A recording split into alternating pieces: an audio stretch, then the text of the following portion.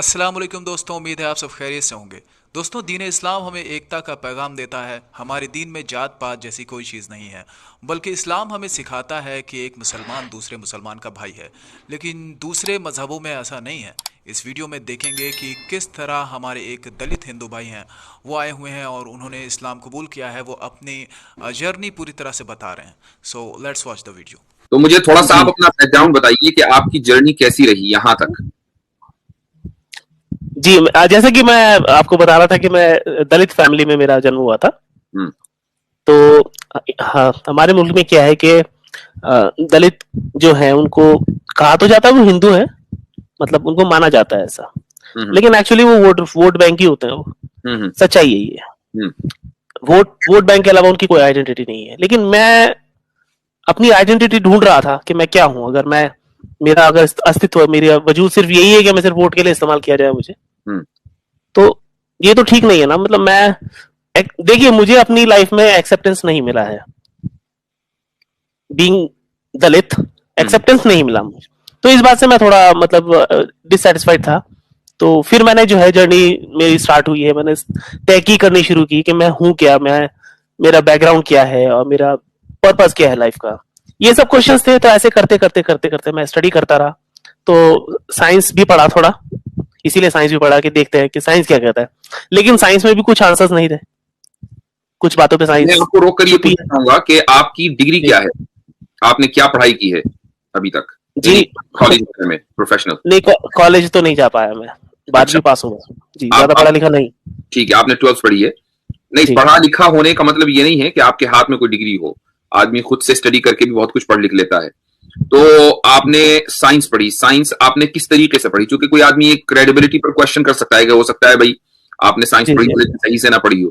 तो मैंने इसलिए हम्म। साइंस में मैंने जो जैसे कि जो बड़े बड़े जो स्कॉलर्स हैं साइंस के, हम्म। जैसे आइंस्टाइन है या न्यूटन है, हम्म। या इस टाइप के जो लोग हैं जो बेसिकली जो कॉस्मोलॉजी पे जिन्होंने बात की है, या आप कहें कि मतलब डायनेमिक्स पे जो बात करते हैं और हम्म। जो क्वांटम फिजिक्स वगैरह पे जो बात करते हैं, हम्म। उसके बारे में मैं जानना चाह रहा था। तो ठीक है। इसीलिए फिर मैं उनके आर्टिकल्स में पढ़ता रहता था। और जो जो जो अपडेट्स आते थे, हम्म। जैसे सपोज कोई थ्योरी आई है तो उसका कोई रिपिटेशन आया है या वो कायम है, तो वो सब मैं चेक करता रहता था। तो हम्म। उससे काफी हेल्प मिला मुझे। हम्म। स्टीफन हॉकिंस को भी काफी पढ़ा मैंने।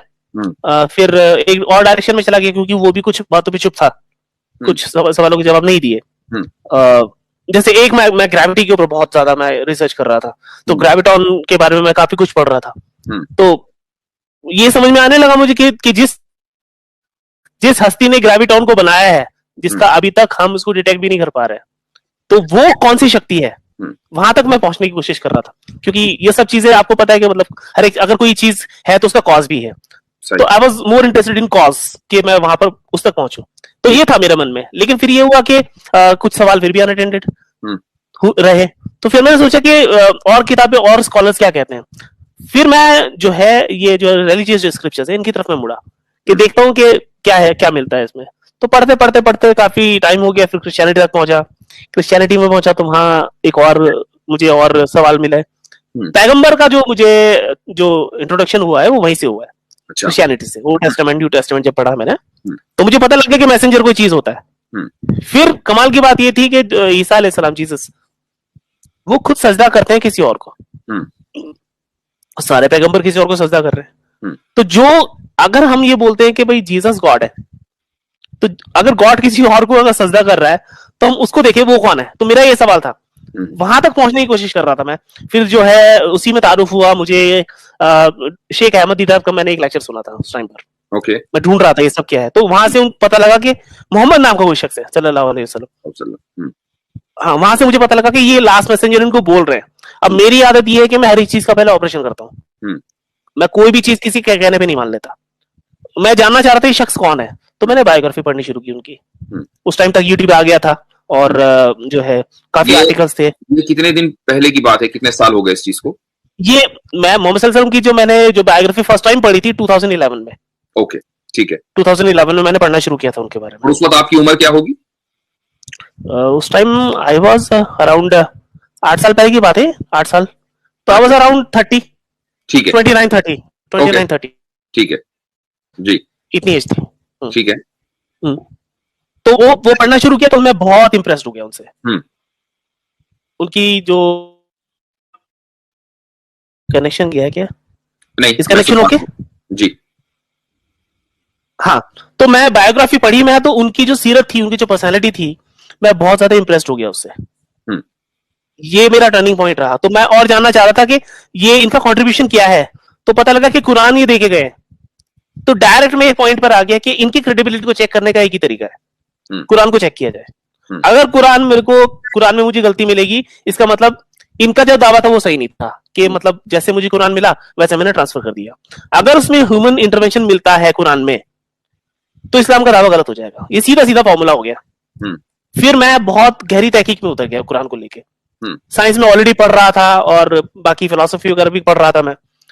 तो काफी टाइम मैंने 2-3 साल तो सिर्फ इसी में रहा कि इसमें गलती पकड़ी जाए, पहले देखा जाए कि क्या इनका दावा सही है क्या, कि इसमें कोई मिस्टेक नहीं है। और हर एक चीज को बिल्कुल अनबायस्ड, बिल्कुल न्यूट्रल होके मैंने जज करना स्टार्ट किया कुरान को। और बहुत डीप में जाके रिसर्च किया तो पता लगा कि ये किताब वाकई ही एक मतलब अजीम किताब है ये। तो ये रहा मेरा जर्नी। फिर जब मुझे पक्का यकीन हो गया, मैं मतलब हर तरीके से ठोक बजा कर देखा मैंने इस किताब को, अकल के पैमाने पर, किसी के कहने पे नहीं। फिर जब यकीन हो गया कि हाँ ये वाकई ही एक किताब है जिसकी मुझे तलाश थी, तो फिर मैंने फिर 2015 में मैं इस्लाम कबूल किया। तो चुपके से किया। फिर जी ऐसा भी तो हुआ होगा कि जब आप कुरान का मुताला कर रहे थे और ये कोशिश कर रहे थे कि इसमें आपको कोई गलती मिल जाए, तो कहीं आप अटके हो, कहीं आपको ऐसा लगा हो कि शायद ये गलत है, तो आपने उसको कैसे किया? मैं एक्चुअली क्या हुआ कि आर्टिकल्स बहुत सारे थे। एक वेबसाइट है आंसर इन क्रिश्चियनिटी, ओके। तो अक्सर मैं वहां पर जाया करता था। तो वहां पर एक मेरे फ्रेंड बन गए। तो उन्होंने मेरे को ना एक वेबसाइट पर भेजा। वो वेबसाइट है edialog.org। Okay, edialog.org। वहां गया मैं, तो मेरे कुछ सवाल थे छोटे छोटे।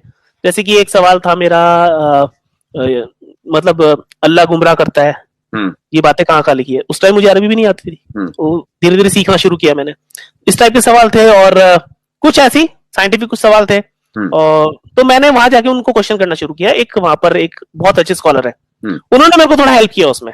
उन्होंने मुझे प्रिंसिपल समझाया कि आप जो है अगर इसको समझना चाहते हैं, ये प्रिंसिपल है, ये मैं आपको दे रहा हूँ, ये आयतें दे रहा हूँ, आप खुद कंपेयर कर लीजिए। फिर मैंने कंपेयर करना शुरू किया, तो मुझे पता लगा कि अच्छा ये एक तरीका है कुरान को समझने का। मतलब किसी भी आयत को सिंगल आउट करके आप अगर पकड़ लोगे, उससे कोई रिजल्ट नहीं निकलता कुरान में। आपको पूरी कुरान को ही आपको कंसिडर करना पड़ेगा। सही। फिर मैंने एक एक क्वेश्चन को मैंने लेना शुरू किया। जैसे कि एक क्वेश्चन वो था उसमें कि मतलब जहन्नम में जहन्नम में जाने वाले लोगों को खाना क्या मिलेगा। तो ये किसी ने एतराज कर रखा था कि एक जगह जो है वो किसलीन है, एक जगह वो उसमें सूरह गाशिया में एक अलग फूड है। इस टाइप के मतलब वो कॉन्ट्रडिक्शंस वो कोट करते थे। तो मैं ढूंढता था कि अच्छा इसको देखते हैं कि ये कहाँ कहाँ क्या लिखा हुआ है। तो मैं इस बात को अच्छी तरह समझ गया कि जब भी कुरान की सारी आयतों को एक टॉपिक से रिलेटेड एक साथ रखा जाएगा और जब उनको कंपेयर किया जाएगा, तो आपको आंसर मिल जाएगा वहां पर। कोई डिस्पैरिटी नहीं है, कोई डिस्क्रिपेंसी नहीं है कहीं से कहीं तक भी। ठीक। तो अब मुझे बताइए कि आपने कहा कि उस वक्त तक आप अरबी नहीं जानते थे, तो क्या आप अब अरबी जानते हैं? अब मैं स्टडी कर रहा हूँ काफी कुछ सीखा मैंने। मतलब परफेक्ट नहीं हूँ, लेकिन ये है कि अब इस किताब को समझना है, तो ये है कि इसकी रूट जो लैंग्वेज है उसी में समझा जाए। सही। तो यानी इसका खुलासा ही निकला कि अगर आप इस किताब को, किताब मुकद्दस को, कुरान करीम को आप किसी तर्जुमे के, चाहे हिंदी हो अंग्रेजी हो, उसकी मदद से अगर आप इसको समझने की कोशिश करते, तो क्या आप उस नतीजे पर, रिजल्ट पर पहुंच पाते जिस पर आप आज हैं? नहीं। ओके। इसका रीजन है क्योंकि जो मोटा मोटा जो मुकदमा है कुरान का वो तो समझ में आ जाता है, लेकिन जो बारीकियां है ना, जो बारीकी अरबी समझने के बाद जो समझ में आती है, वो उसका लेवल कुछ और है। जैसे कि मैं आपसे उस दिन डिस्कस कर रहा था, एक वो आयत है ना, उसमें सूरह तौबा की आयत है, आयत नंबर 32 जी, आयत नंबर 32 में वहां पर अन की जो मतलब अन के साथ ये अल्फाज आए हैं जी। यस। अब ये जो है ये सेम आयत सूरह सफ में आती है, लेकिन वहां पर ली के साथ है जी। अब ये बहुत सटल एक डिफरेंस है, इतना सटल है कि आपको ट्रांसलेशन में दोनों ट्रांसलेशन सेम मिलेंगे आपको। जी हाँ, हूबहू सेम है, आप पकड़ नहीं पाएंगे कि कौन सी जगह क्या बात हो रही है। लेकिन ये चीजें समझने के बाद मैं ये समझा कि ये माइन्यूट जो है डिटेल्स हैं और एक ट्यूनिंग है। किसी चीज के कॉन्टेक्स्ट को समझने के लिए एक हल्का सा ट्विस्ट लाया जाता है, फिर उसका पूरा कॉन्टेक्स्ट खुल जाता है। तो वहां पर जो मोहम्मद सल्लल्लाहु अलैहि वसल्लम के नाम की बात हो रही थी वो वजह ली से जाहिर हुई। अगर मैं नहीं पढ़ा होता तो मैं नहीं समझ पाता कि बात क्या हो रही है। तो डिटेल्स में जाने के लिए तो अरबी की जरूरत है, ये बात मैं समझ गया। नहीं, अगर आपको कुरान करीम इस तरह समझना है कि उसमें आपको कोई कॉन्ट्रडिक्शन न लगे और आप लोगों के सवाल का जवाब भी दे सकें, अपने सवालों का जवाब भी आप पा सकें, तो महज ट्रांसलेशन के ऊपर डिपेंड नहीं रहा जा सकता, बल्कि आपको कुरान की जबान सीखनी होगी और उस जितनी भी आयतें हैं उन सबको सामने रखना होगा, तब जाकर आप उसका करेक्ट। तो अरबी सीखने में क्या चीज आपको, मतलब कैसे आपने अरबी सीखनी शुरू की? क्या किसी के पास आप जाते थे अरबी सीखने के लिए या खुद से? स्टार्टिंग में तो जहां पर मैंने नमाज पढ़ना स्टार्ट किया था वहीं पर एक इमाम साहब थे, बड़े अच्छे इमाम साहब थे वो जी। तो उन्होंने मेरे को पहले हर्फ के हिज्जे करने सिखाया, मतलब अल्फाज जो है कैसे पढ़ा जाएगा, क्योंकि मुझे तो अलिफ भी पढ़ना नहीं आता था उस टाइम पर। फिर धीरे धीरे उन्होंने सिखाया तो मैं पढ़ने लगा, फिर जोड़ जोड़ के पढ़ने लगा। फिर जब मैं उसकी तिलावत करना शुरू किया तो मुझे ये लगा कि आप इसको समझा भी जाए, ये सही रूट लैंग्वेज में जो बात हो रही, मतलब ट्रांसलेशन तो मैं समझता था जी। लेकिन वो उसका जो एक जो रिदम है वो मैं उसको लेके मैं बहुत इंटरेस्टेड था। तो उसको समझने के लिए और बारीकी में जाने के लिए फिर मैंने जो है धीरे धीरे अरबी सीखना स्टार्ट किया।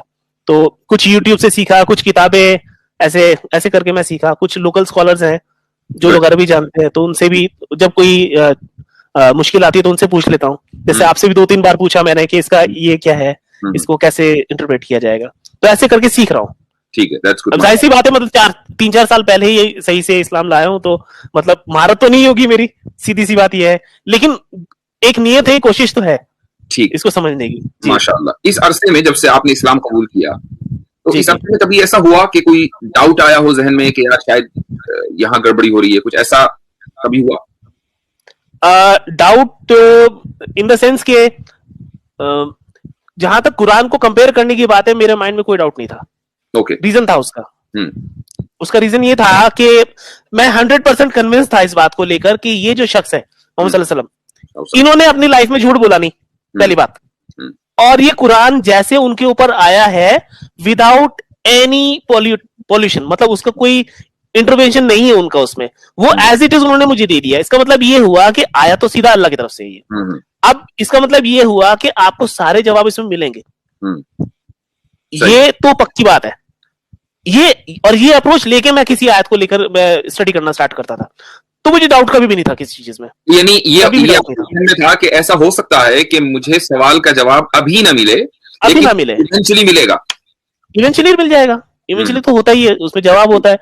अभी तक तो मैं जैसे वो वाला था, इनहेरिटेंस वाला एक सवाल था, या इस टाइप से कि धरती और आसमान की तख्लीक 8 दिन में हुई, 6 दिन में हुई, छोटे छोटे जो नुआंसेस हैं जो लोग पकड़ नहीं पाते, उसका जवाब कुरान में ही होता है। सही, वही क्या होता है जवाब। अगली मर्तबा आपसे गुफ्तगू होगी तो हम डिटेल में गुफ्तगू करेंगे आपकी कुरानिक अंडरस्टैंडिंग के बारे में। फिलहाल तो मैं सिर्फ जर्नी के बारे में आपसे जानना चाहूंगा। तो अब मुझे ये बताइए कि क्या आपने हिंदुइज्म का मुताला किया है? हिंदुइज्म किस तरीके है? जी किया है, बहुत डीप में नहीं किया लेकिन मोटा मोटा तो किया है। तो कोई आदमी ये भी तो कह सकता है कि भाई आपने चूंकि हिंदुइज्म को नहीं पढ़ा तो इसलिए आपको वो मजहब सही नहीं लग रहा है, सनातन मजहब, और आपने इस्लाम का मुताला कर लिया तो वही आपको सही लगा। ओके, इसका जवाब ये है कि नहीं कि मैंने बिल्कुल स्टडी नहीं किया हिंदुइज्म। मेरी जो फैमिली है वो फॉलो तो हिंदुइज्म को ही करती है। मेरे घर वाले तो सीधे साधे बेचारे, वो मेरी तरह खोजी नहीं है, वो चीरफाड़ नहीं करते किसी चीज की। उनको तो बेचारों को जैसा समझा दिया गया वैसे वो समझ रहे हैं। हिंदुइज्म के तौर तरीके वो सब मैं बचपन से देखता आ रहा हूँ, मैं उस कम्युनिटी में रहा हूँ उनके बीच में, तो मुझे पता था कि क्या गड़बड़ है। पता था मुझे। हाँ, फिर जब मैंने वेदों का थोड़ा बहुत जब मैंने मुताला करना शुरू किया तो मुझे उसमें पता लग गया कि इसमें मिलावट हुई है। वो खुद कहते हैं। तो इसका मतलब ये जो गड़बड़ आपने देखी है वो सिर्फ मुआशरे में और सोसाइटी में गड़बड़ नहीं है, बल्कि उस गड़बड़ का जो कॉज है वो स्क्रिप्चर्स हैं। हाँ बिल्कुल है। ओके, ठीक है, बिल्कुल है, वाजे क्लियर कट एक्सप्लिसिट श्लोकास हैं जो दिखाते हैं कि हाँ ये जो है किसी ने अपने फायदे के लिए इसमें इंसर्ट कर दिया, उसका कोई एक्सप्लेनेशन दे ही नहीं सकता। कोई डिफेंस नहीं है उसका। अगर कोई इस वीडियो को सुनने वाला, चूंकि ऑब्वियसली आपको ना तो देख रहा है ना आपका नाम है, और ना दिखाना है, मैंने ये नहीं कह रहा हूं कि आप अपने आप को दिखाएं, आइडेंटिटी रिवील करें, that's not what I am saying. कहने का मकसद ये कि कोई ये कह सकता है कि भाई ये तो सेटअप होगा, यही हो सकता है कि कोई आदमी मुसलमान ही हो, उसी को हमने नो मुस्लिम बनाकर बिठा दिया हो, यानी एक से एक बढ़कर है ना माशाल्लाह इस वक्त। तो क्या कोई ऐसा तरीका है कि आप मतलब मुझसे अगर कोई ये कहे कि मैं थोड़ा सा प्रटेंड करूं कि एक जमाने में मैं कुछ और था, तो मैं कभी प्रटेंड नहीं कर पाऊंगा, यानी हो सकता है कि गहराई से ही ना हो। जी जी तो क्या आपको अगर कोई ये कहे कि आप महज प्रटेंड कर रहे हैं, तो क्या उसका जवाब देंगे? उसका जवाब ये है कि मुझे स्टैम्प पेपर पर पहले वो बंदा लिख के दे कि मैं आपकी पूरी सिक्योरिटी का जिम्मा उठाता हूँ, पूरी सिक्योरिटी चाहिए मुझे। इवन अगर मेरे ऊपर कोई अटैक होता है तो वो ये भी सिक्योरिटी ले मेरी कि मैं आपको हाथ में आपको जो है इस मुल्क से बाहर भेज रहा हूँ फिलहाल के लिए। क्योंकि देखो बात देखो ये है कि अपने वतन से बहुत मोहब्बत है। सही, अपने वतन से बहुत मोहब्बत है, ठीक है ना। और लेकिन अगर ऐसी सिचुएशन हुई तो मैं कुछ टाइम के लिए बाहर भी जाने के लिए तैयार हूँ। वो बंदा पर्सनली आके मुझसे मिले, स्टाम्प पेपर पे लिख के दे, तो मैं अपना चेहरा, अपनी आइडेंटिटी सब कुछ दिखाने के लिए तैयार हूँ। कोई झूठ नहीं है इसमें। दैट्स ग्रेट, माशाल्लाह। तो आप जहां रहते हैं वहां आपके कलीग्स होंगे, जहां भी आप काम करते होंगे, तो वहां पर आपकी बात के ऊपर उनसे गुफ्तगू होती है, बातचीत होती है, तो क्या वो बिल्कुल होती है। अच्छा, तो अगर होती है तो क्या वो समझ जाते हैं कि भाई आपका जो रुझान है, जो आपका इंक्लिनेशन है वो इस्लाम की तरफ है, या वो ये समझ जाते हैं कि आप मुसलमान हैं? देखिए ये बात तो सबको पता है कि मैं रिवर्ट हूँ। अच्छा, आपके जितने भी कलीग्स हैं? हाँ, इवन जहां मैं काम करता हूँ वहां भी मैंने ओपनली बताया हुआ है। ठीक है, क्योंकि जिस इंस्टीट्यूशन में मैं काम कर रहा हूँ वहां के जो हेड है वो बहुत समझदार है, ओके, बिल्कुल सेक्युलर, बहुत समझदार है, और वो सपोर्ट भी करते हैं। लेकिन इसका ये मतलब नहीं कि सब लोग सपोर्ट करते हैं। सही, इसका ये भी मतलब नहीं है। तो कन्फ्रंटेशंस होते हैं, कन्फ्रंटेशंस तो रहेंगे, होते हैं, मेरी सोसाइटी में भी होते हैं, मेरे रिश्तेदार भी करते हैं मुझसे। अच्छा, लेकिन मैं उनसे एक बात कहता हूँ, सिंपल तरीका, सबसे आसान तरीका ये है कि आप जो कह रहे हैं उसके बैकअप के लिए आप दलीलें हैं, मेरे सामने रखें, तमीज से मुझसे। मैं पहले भी अपने बात से रुजू कर चुका हूँ, जब मैं गलत था किसी बात को लेकर मैंने रुजू, उस दिन देखिए आपसे मैं बात कर रहा था, आपने मुझे एक दो जगह करेक्ट किया, क्या मैंने आपको आंसर बैक किया उसके लिए? नहीं किया। मैं आपकी बात को मान गया। क्यों? क्योंकि एक इंसान में ये क्वालिटी होनी चाहिए कि वो अपनी बात से रुजू कर ले कहीं भी गलत हो। तो मैं सबको ये बात बोलता हूं कि आप मुझे एविडेंस दीजिए, मैं अपने फेथ को रिनाउंस करने के लिए तैयार हूं, लेकिन पक्का वैलिड एविडेंस चाहिए मुझे इस बात के लिए। ठीक, ये पहली शर्त होगी। अच्छा, आपको जैसे आपने कहा कि भाई मुझे कोई स्टैम्प पेपर लिखकर दे मेरे हिफाजत खातिर, तब मैं रिवील करूंगा, तो आपको खतरा किन लोगों से हो सकता है? यानी अपनी कम्युनिटी जिसको हम दलित कम्युनिटी बोलते हैं उनसे है, या मतलब किस तरह के लोगों से आपको खतरा है? इस्लामोफोब से। ओके, इनसे मुझे खतरा है। सही है। तो मतलब ये किसी भी हद तक भी जा सकते हैं, किसी को टारगेट करने के लिए, और आप देख ही रहे हैं क्या चल रहा है देश में, हालात क्या है। बिल्कुल। तो ये कोई छुपी बात नहीं है। तो क्या दलित कम्युनिटी में भी इस्लामोफोब्स हैं? है, बिल्कुल है। अच्छा। मैं एक नतीजे पर पहुंचा हूं मैं कि देखिए, चाहे मुस्लिम कम्युनिटी हो, चाहे वो किसी भी मजहब की कम्युनिटी हो, चाहे दलित हो, चाहे कोई भी हो, अकल के अंधे हर जगह है। सही। ये किसी भी कम्युनिटी, मैं किसी कम्युनिटी को मैं वो नहीं कर रहा हूं, टारगेट नहीं कर रहा हूं, ये हर जगह मिलेंगे आपको, और इनसे डील करना जो है ऑलमोस्ट इम्पॉसिबल होता है। सही। अच्छा, जी बोलिए। जी। रीजन क्या है उसका? रीजन ये है कि एक टर्म है उसको बोलते हैं डबल स्टैंडर्ड्स, हिपोक्रेसी। ये हिपोक्रेसी के शिकार होते हैं, अपने लिए कुछ और, दुनिया के लिए कुछ और। तो जो बंदा इसको छोड़ेगा वही फिर सच बात तक पहुंच पाएगा। तो ये इनके अंदर मर्ज है एक, इससे पार पाना बहुत मुश्किल काम है मेरे लिए। अच्छा, ये बताइए कि ये तो हमें मालूम हो गया कि आप अपनी आइडेंटिटी को क्यों छुपा रहे हैं, लेकिन आपने जो नाम अपनी स्क्रीन पर लगाया है वो है सही मुस्लिम। तो इसका क्या मतलब है? ये नाम आपने क्यों चुना है? जी, ये नाम इसलिए चुना है क्योंकि कुरान करीम के बाद जिस किताब से मैं सबसे ज्यादा मुतासिर हुआ, जिसके स्टाइल को लेकर और जिसकी ऑनेस्टी को लेकर और जिस स्कॉलर को लेकर मैं सबसे ज्यादा मुतासिर हुआ, वो थे इमाम मुस्लिम जो है, जिन्होंने सही मुस्लिम लिखी है।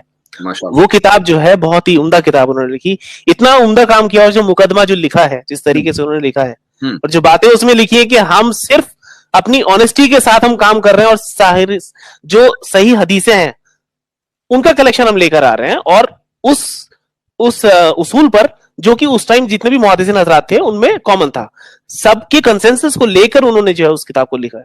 उसके बाद रीचेक करवाया है। मैं बहुत ज्यादा मुतासिर हुआ उस बात से। तो फिर मैंने वो मतलब देखिए, मैंने अपना नाम चेंज नहीं किया अभी तक, जो मेरा ओरिजिनल जो डॉक्यूमेंट्स में नाम है, नाम मेरा अभी भी वही है, क्योंकि मेरी माँ का रखा हुआ नाम है, तो मैं उस नाम से प्यार करता हूँ।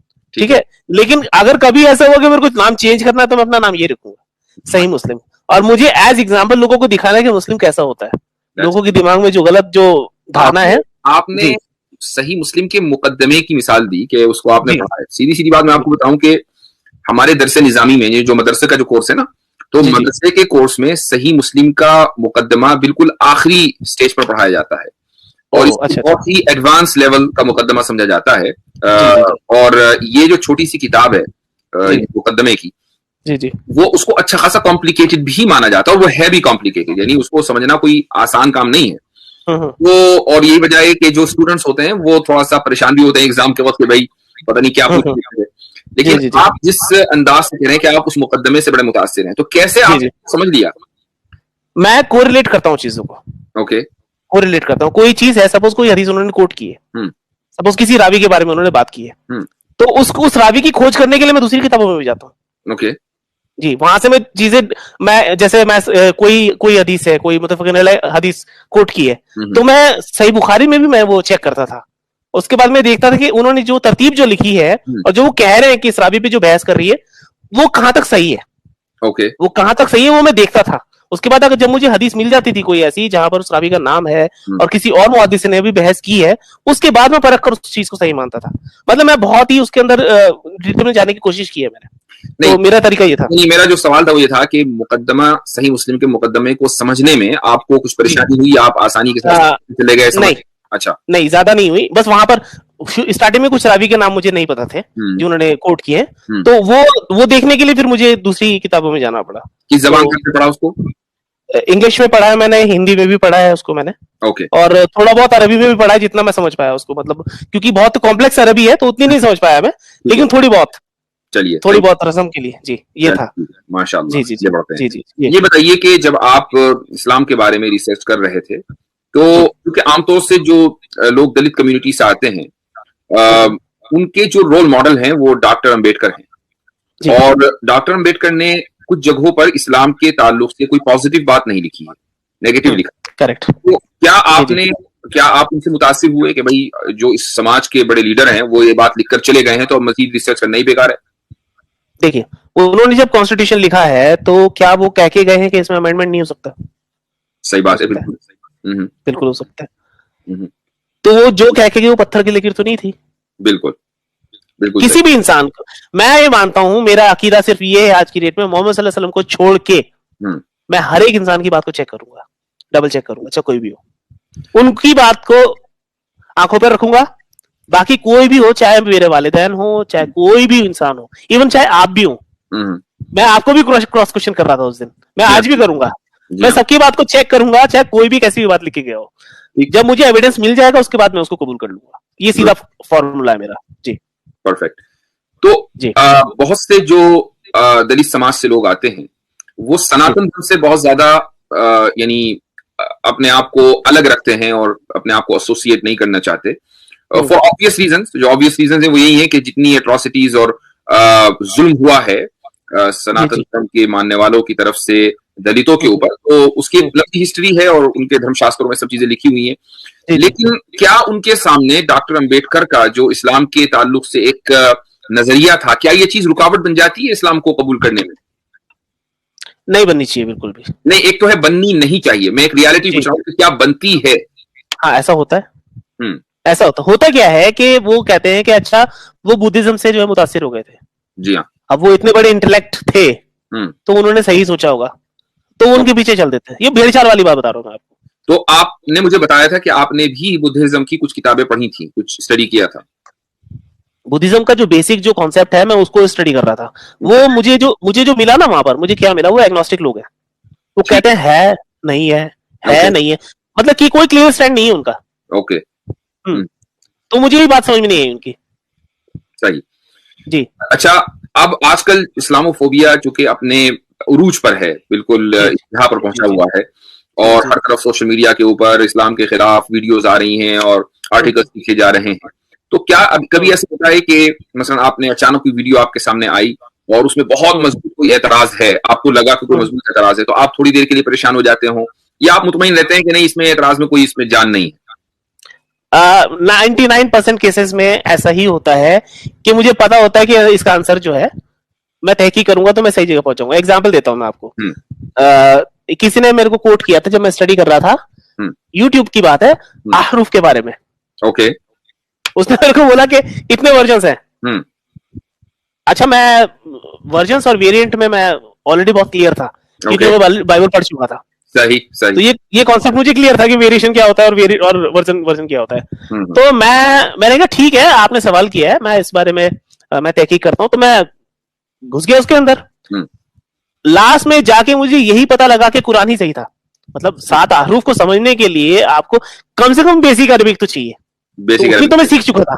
जी हाँ, उतनी तो मैं सीख ही चुका था कि मैं उसको समझ सकूं कि अल्फाज लिखा क्या है, सही, गुड, माशाल्लाह। में कौन से खत में लिखा हुआ है, वो उसने स्टडी किया है।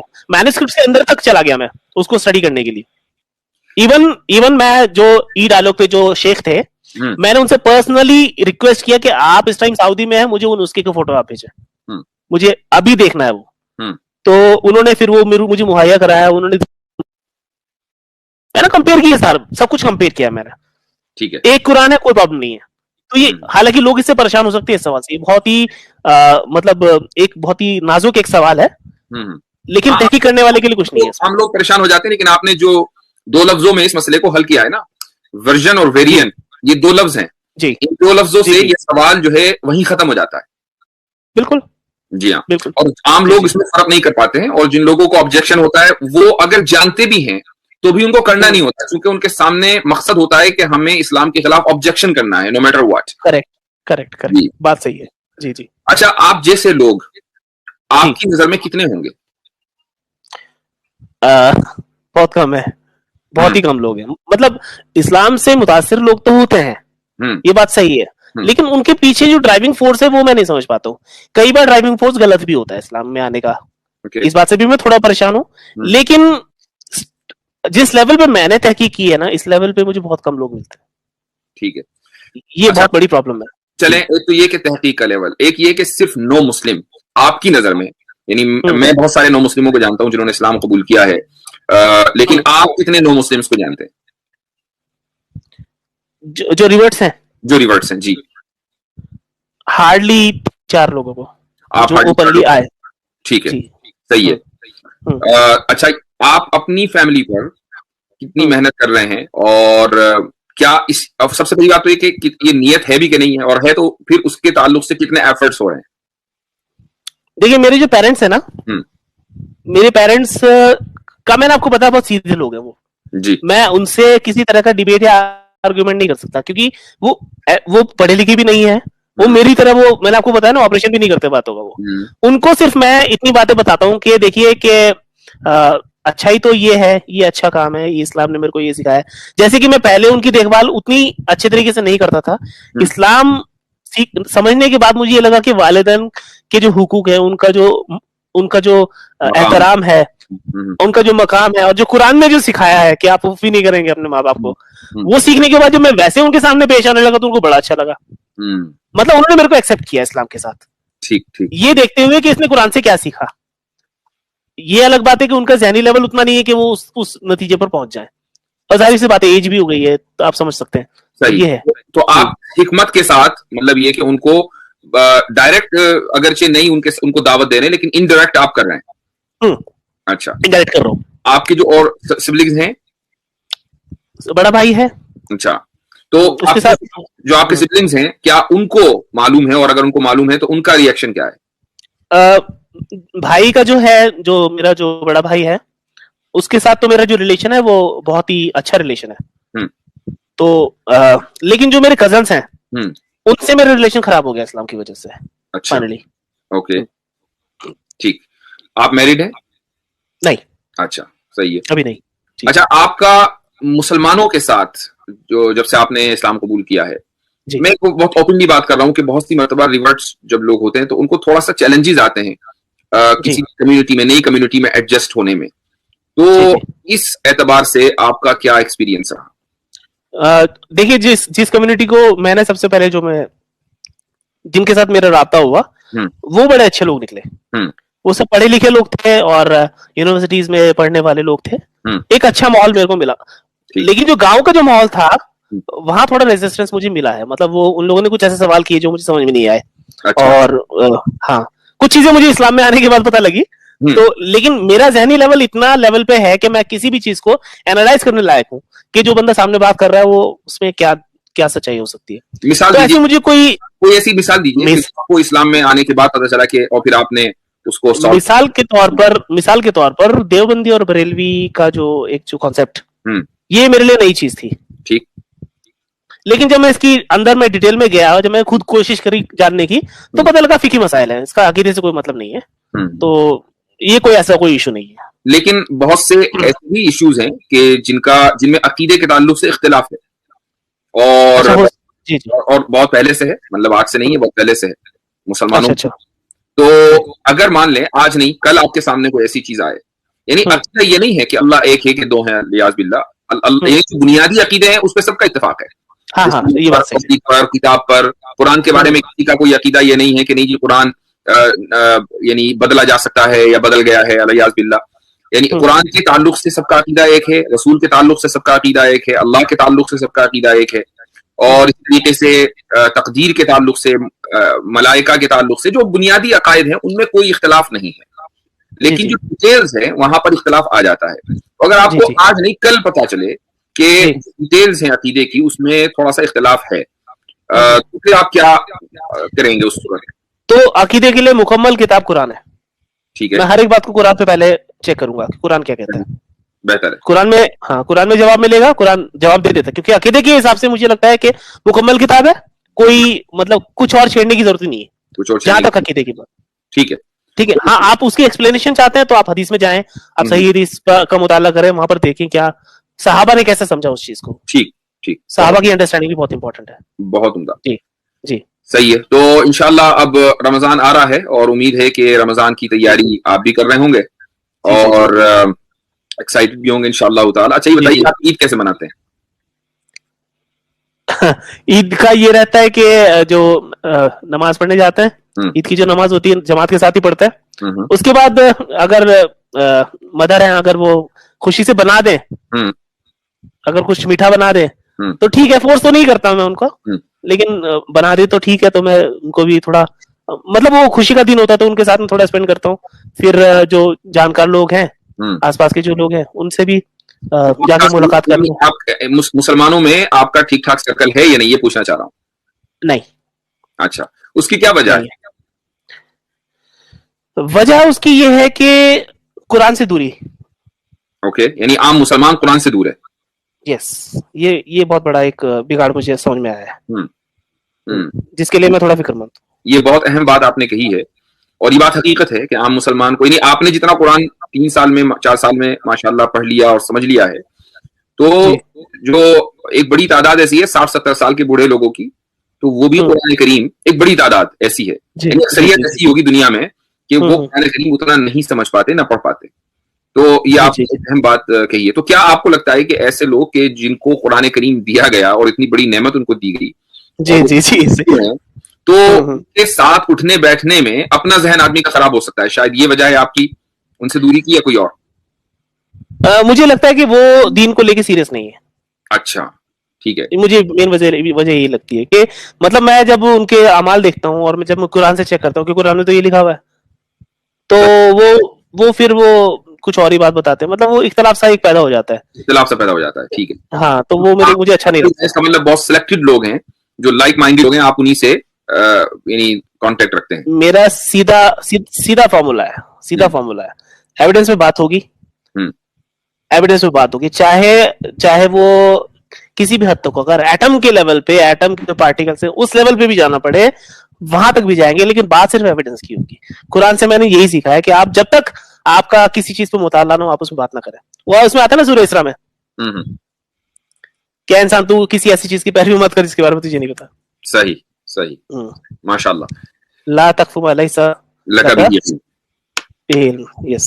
बहुत तो उम्दा। यही रहता है, कसौटी कसौटी यही रहती है कि हर एक चीज को जो है हालांकि ये देखिए, एक बात तो क्लियर है कि कुछ चीजों में दलील और अकल नहीं चलती है, ये बात भी क्लियर है। हम्म नबी अलैहिस्सलाम के कुछ फरमान ऐसे जो है बस, हम्म तो हमारे अकीदत हम उसको फॉलो करते हैं। सही। लेकिन हाँ, जहां तक आर्ग्यूमेंट्स और डिबेट और किसी ऐसी चीज की बात आती है कि कोई कुरान पे कोई सवाल कर रहा है या कोई ऐसा कोई सवाल लेकर आ रहा है, तो वहां पर बात होगी, फिर वो डिटेल में बात होगी और विद एविडेंस बात होगी। ये है, आपने यही उर्दू अप्रोच है। नहीं? उर्दू नहीं आती मुझे ठीक से, मतलब उर्दू ऐसे बोल लेता हूँ, लेकिन बोल कुछ तो अच्छे हैं आप। अब जी, अरबी पढ़ी है तो अब कुछ अल्फाज तो मिलते जुलते हैं, तो तोड़ तोड़ के थोड़ा बहुत कुछ समझ लेता हूँ, लेकिन उसमें अब वो कुछ अल्फाज ऐसे पे आ गया है, चे ये सब मैं नहीं समझ पाता हूँ उसमें। अच्छा अच्छा। तो ये, और वो मेरा स्कोप भी नहीं है। देखिए मकसद क्या है कि ना अरबी बोलनी है मेरे को, ना मेरे को कहीं सऊदी जाना है, मुझे तो यही अपने मुल्क में ही रहना है और कुरान समझना है, तो उतना ही स्कोप था मेरा, तो मैं उतना ही समझना चाहता था।